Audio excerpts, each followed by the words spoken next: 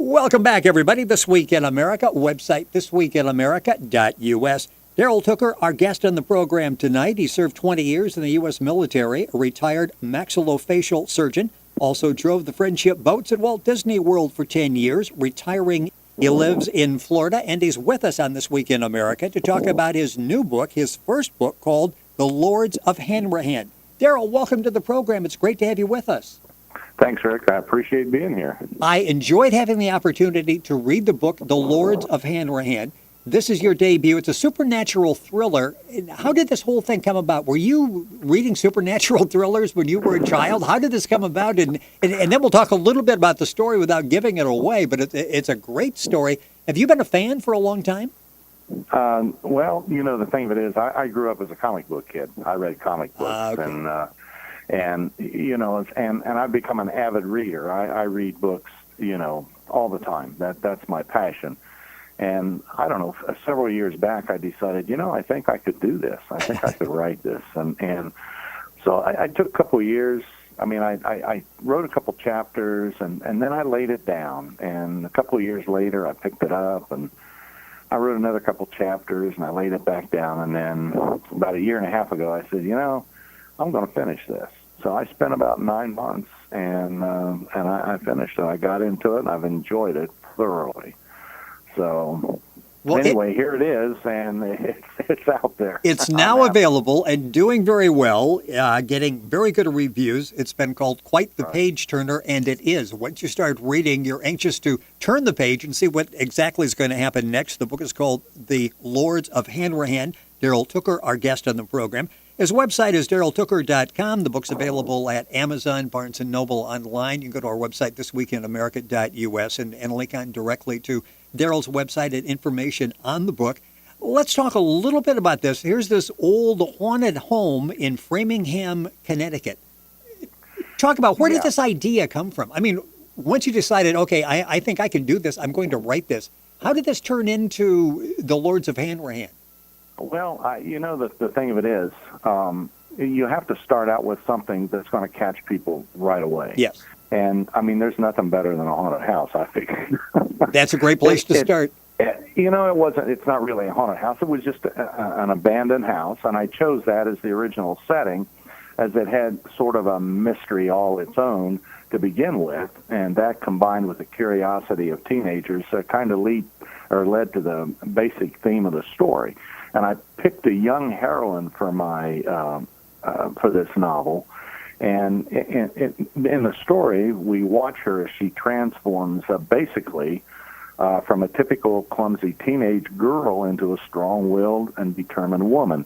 And, of course, the haunted house just added an attraction for these teenagers. It piqued their curiosity. And that's where it started out, and then I went from there. It's interesting. It's the old McPherson house, and he's, 93 years old and commits suicide. So you have all of the elements there. The place is probably taken over by ghosts. He's an old guy. He died, committed suicide.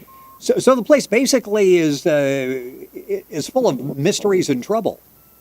That's right. And it's always, like you say, you find somebody that commits suicide, in an old house, and it's abandoned for years. Like I said, that's going to pique curiosity, especially the teenagers. Yeah, the teenager you're talking about that we follow in the book is Laura Mueller. She's 14 years old, and she finally gives in along with a bunch of other teenagers, including Bobby, who they eventually end up getting married. And they go to the haunted house, the McPherson house. Talk a little bit about that experience, because she heard a voice there that literally changed her life. Yeah, the two boys, go there frequently, and they finally convinced the two girls, which was Laura Mueller and her best friend, and the girls at first were hesitant to go in the house, and they had to climb in through a window because the doors were all locked. But the thing of it was, while they were in there looking around, Laura hears a voice come out of the walls, and it calls her by name, and she freaks out. And it happened a couple times, and nobody hears it but her. And she freaks out and runs back out, goes through the window, out the door, or out the driveway on her bike, and heads home. And the house itself is this is where it's starting to grab her, because later on this house is going to control her. Yeah, she ends up getting married. She's 7 months pregnant. She believes in a bathtub when she hears this voice again, and it draws her back to the house. Yeah, that's right. She's in the tub after her husband has gone to bed, and she's soaking in the bubbles, and all of a sudden this voice comes out of the walls again and calls her by name, and somehow the house has control over her, and it summons her back by some mysterious force, where she becomes held captive in this strange place. She wrestles with the idea of going back to the house after she hears the voice, because then she thinks maybe she's supposed to go there for a reason to help somebody, because originally when she was in the house, she was going through a chest of old clothes, which were all children's clothes. So she thought maybe she had to go back. Maybe there was something there that she needed to do, maybe to help these kids or whatever. And that's how she got trapped. And it's innocent enough. She thinks, I'll go back, check it out, come home, and everything will be fine. Not quite that simple, is it? Once she gets there, she finds out that I'm not going to be able to leave. Yeah, that's right. And she actually tries to leave, and the house won't let her. And from there on, it just gets more interesting, because she tries to go toward the door, and the house will not let her. The house only lets her move in one direction once she's in there. Yeah, and she finds a tunnel, and that ends up being bad news, or good news. At least Yeah, she's not dead. She ends up somewhere. Right. Talk about the Lords of Hanrahan. Who exactly are they? I mean, she ends up in like the village of Hanrahan, only she realizes this isn't part of the real world. That's right. The Lords of Hanrahan is actually a family, and it was a family that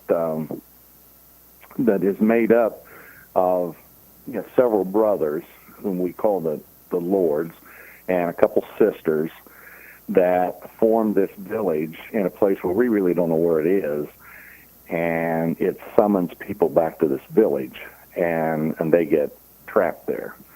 And so that was the basis, the premise is that once she gets trapped in this village in the first 4 or 5 chapters, then she spends all the rest of the book and she's trying to get a way back home. Yeah, and her husband is concerned, obviously. She's missing. The police are concerned. Right. She's trying to get out. And it's interesting because you don't just end up in Hanrahan. You have to be summoned. It's like an invitation. You need to be called by them to actually be there. That's right. The people have to be summoned. They just don't go there on their own. And you mentioned the police. Of course, the house was near a forest, and of course, Laura and Bobby and her 2 friends grew up in that forest, and they used to go into these caves all the time, and she was very familiar with that, with this area. So originally, they thought maybe she had disappeared into one of these caves, and the police did a lot of search of the woods, a lot, even drug lakes and stuff, but of course, they couldn't find her because she wasn't there. The book is called The Lords of Hanrahan. Our guest on the program is Darrell Tooker. The book is available all across the country, Amazon, Barnes & Noble.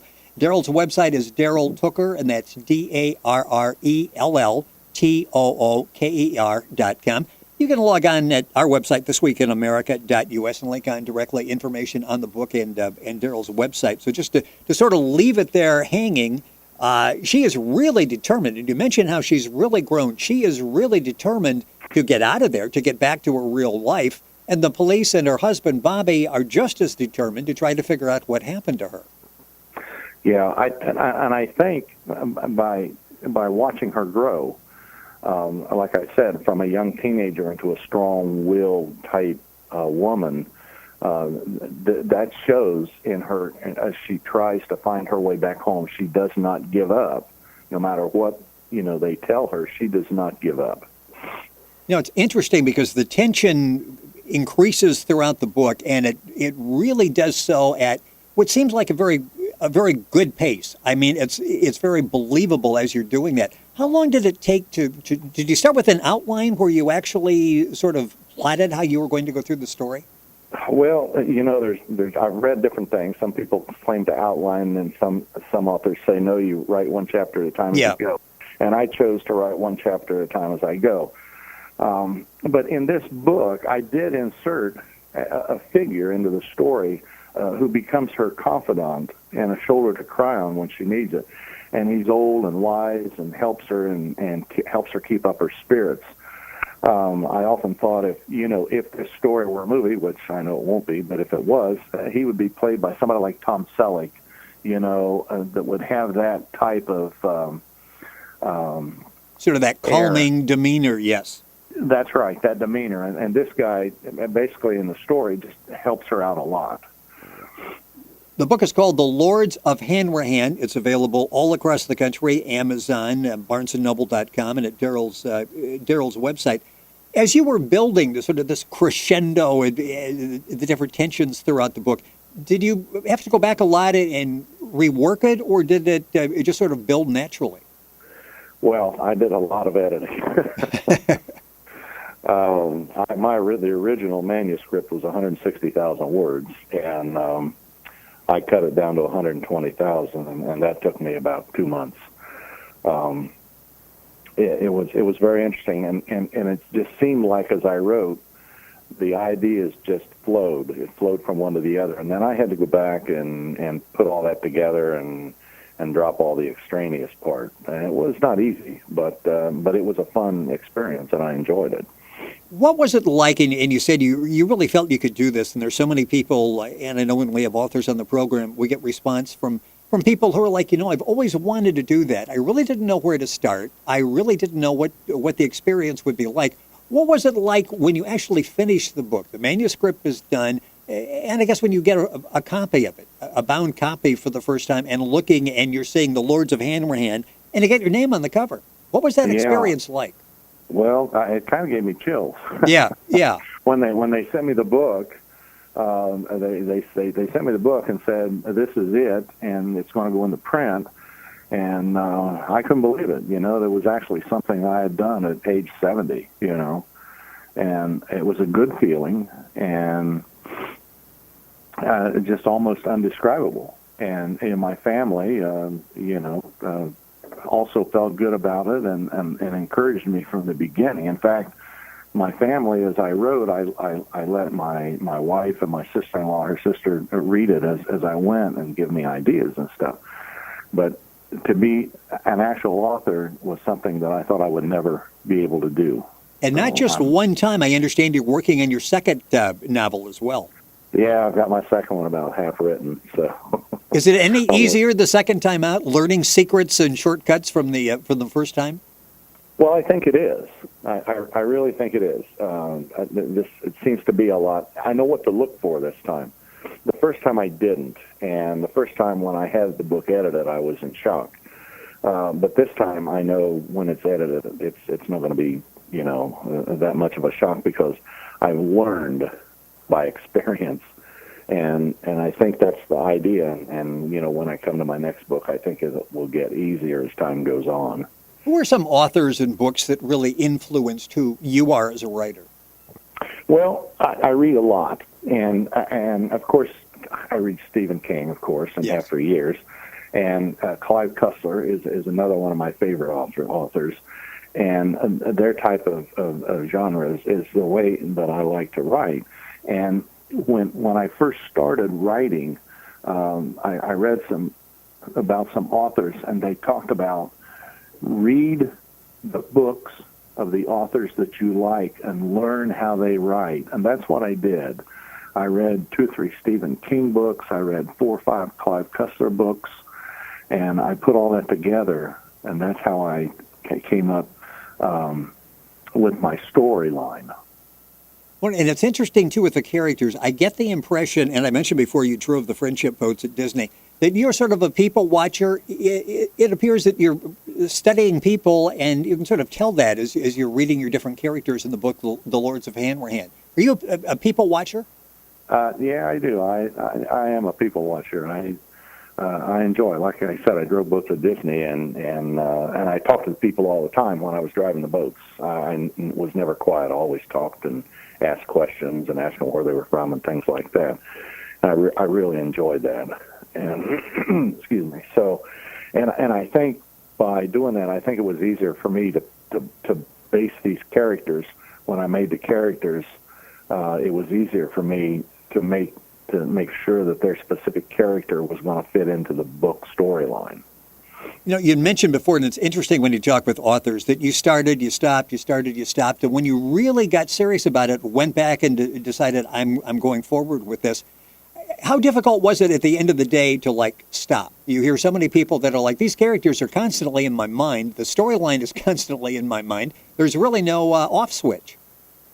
Well, when you read Writer's Digest or something, some magazines that tell you how to write and stuff, they say you should get up in the morning, have your breakfast, and then sit down and write for 4 hours. Blah, blah. I couldn't do that. That's not the way I did it. I wrote for a couple hours, and then I quit. And a day or two later, I'd go back and write another hour or two or three or whatever. And once I left, I just left it. I put it down, put it out of my mind, you know. I mean, I'm 70. I've got other things to think about. The book is called The Lords of Hanrahan. Darrell Tooker is our guest in the program. The book's available at Amazon, Barnes & Noble, information by going to our website, thisweekinamerica.us. You mentioned the new book you're working on, and you're well underway with that. What's the basic premise of that book? It's called Vampires and Voodoo, and it takes place in New Orleans. I was going to say, that sounds like a New Orleans setting if there ever was one. Well, I'm a New Orleans freak anyway. I love that city. But what it's about an evil voodoo queen who brings all these dead pirates back to life as vampires, like Blackbeard, Jean Lafitte, and Israel Hand, and then they kind of terrorize the city and stuff. And I think it's going to be better than the first one, at least I'm hoping. Now, how far along are you on that? I think I've got about 14 chapters. I think I'm about halfway done. Ah, very good. Very good. Well, once you get started, you can't stop. And it's interesting, all those comic books you read as a kid. So if somebody's out there saying to their kids, stop reading those comic books, that's just sort of the foundation, right, for writing literature later in your life. That's right, yeah. I mean, like I said, I was a comic book freak. I grew up with comic books, you know. And hopefully my grandsons, a couple of my grandsons are the same way, you know. So, and I don't know, it gives you some kind of meaning to life in order, when you read these books and they say, well, they're just comics and they're all fiction, but that doesn't matter. I mean, there's a lot of books that are fiction, but sometimes they give meaning to people, you know, and that's the way I felt about comic books. Well, and so many of those, and we went through that with our kids, it really sparks the imagination. That's right. It does. And of course, my imagination, there's no limit to my imagination. It sounds like it. It sounds like that as a child you unleashed that and you haven't reined it back in. A minute or so left in the... And again, the book is The Lords of Hanrahan. It's available all across the country, Amazon, Barnes & Noble, at Darrell's website, darrelltooker.com. Go to our website, thisweekinamerica.us, and you can log on directly at that point. You mentioned with the grandkids. What's it like when they find out that their grandfather is a published author? Well, actually, it's like ho-hum. They're tired of getting the Lords of Hanrahan for their birthdays and for Christmas. That's right. But it's an autographed copy, kids. Yeah. The thing of it is, I wrote the book for age 10 and above, and my niece's daughter, who was age 10, read it and loved it. She read the manuscript before I had it published. But my oldest son's nephew, he was 12. He wrote a book report on it for school, and the teacher liked it so well, she bought 2 books for their library. So it's good for all ages, you know. Fantastic. The book is The Lords of Hanrahan. You mentioned before, you know, possibly TV, movie, or whatever. The book is very visual. I mean, I can actually see this. I don't even know how a writer goes about getting this in front of the right people to become a movie or a TV program. Well, I have no idea either. And if you know, let me know. Yeah, if anybody's out there, let us know. I do know there are so many opportunities out there now with independent films and films that are shown low budget, you know, directly to the internet and streaming video and that type of thing. So Good luck with that because it is visual. It really is. Do you see it visually as you're writing it? Yes, and that was the thing. I had to write it so that I could visualize it. And if I couldn't visualize it, then I had to change the story until I could actually see it in my mind. And I think the people that have read it, told me that they can actually visualize the village of Hanrahan. Yes. From the hillside, when you come down, when she first comes down into the village, they said you can visualize all the streets, the buildings, and everything because I explained them at length. The book is a great read. It's a supernatural thriller. It's the first novel from our guest on This Week in America, Darrell Tooker. The book is called The Lords of Hanrahan. The book available at Amazon, Barnes & Noble, Darrell's website, darrelltooker.com, and, of course, information available at our website, thisweekinamerica.us. Darrell, I really enjoyed the book, enjoyed having the opportunity to have you on our program. Best of luck with this, and we'll stay in touch and have you back when the new one comes. I love New Orleans as well, so I'm looking forward to the second novel as well. Well, I appreciate it, Rick. I really do. Thank you. You're listening to This Week in America, website thisweekinamerica.us.